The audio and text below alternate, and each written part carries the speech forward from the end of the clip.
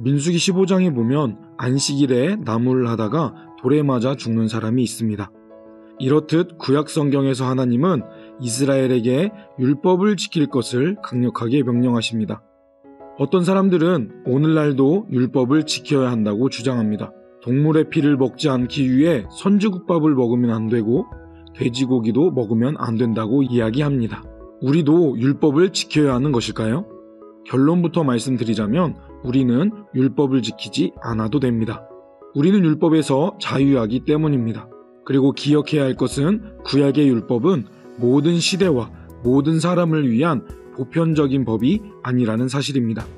구약의 율법은 오늘날 그리스도인이 아닌 당시 이스라엘 민족에게 주어진 것입니다. 그래서 율법은 오늘날 그리스도인들에게 아무런 구속력이 없습니다. 우리는 예수님을 믿음으로 죄에서 해방되었기 때문입니다. 예수님은 십자가에서 죽으심으로 구약의 율법을 완성하셨습니다.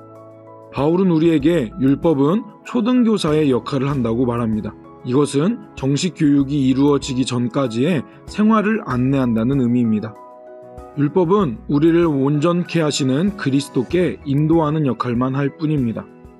율법은 우리에게 죄가 무엇인지 깨닫게 하며 우리의 행위로 율법을 모두 지킬 수 없는 부족한 존재임을 알려주는 역할을 합니다. 율법을 지키는 것으로 아무도 하나님과 올바른 관계를 맺을 수 없습니다. 그 어떤 행위도 우리를 구원에 이르게 하지 못하기 때문입니다.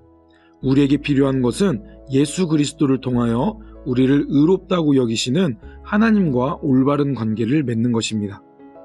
유대교에서는 여전히 율법을 엄격하게 지켜야 된다고 주장합니다. 율법을 지키기 위해 그들은 장로의 유전 같은 세부적인 사항을 만들어냈습니다.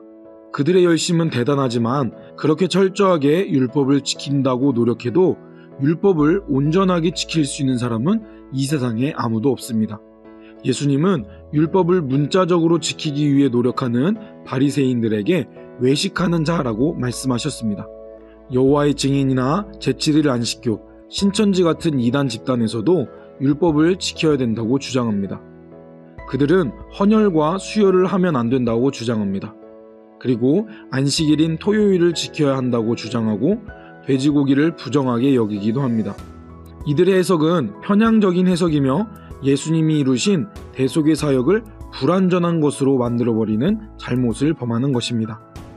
예수님은 십자가에서 모든 인류의 죄를 해결하시고 부활하셨습니다. 예수님은 구약의 율법을 완성하신 것입니다. 그런데 조심해야 할 것은 우리가 율법에서 자유하게 되었다고 해서 율법과 무관한 삶을 살아도 된다는 것은 아닙니다. 우리는 이제 그리스도의 법 아래에 있게 되었습니다. 그래서 우리는 율법이 말하는 그 의미를 우리의 삶에 적용해야 하겠습니다. 하나님을 사랑하는 일을 힘써야 하고 이웃을 사랑하는 일을 힘써야 하겠습니다. 경건을 위해 구별된 행위를 하는 것은 신앙에 유익이 있습니다.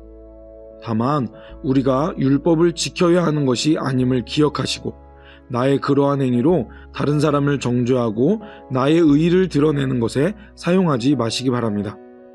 율법을 완전케 하신 예수님을 닮아가시는 매일의 삶이 되시길 바랍니다.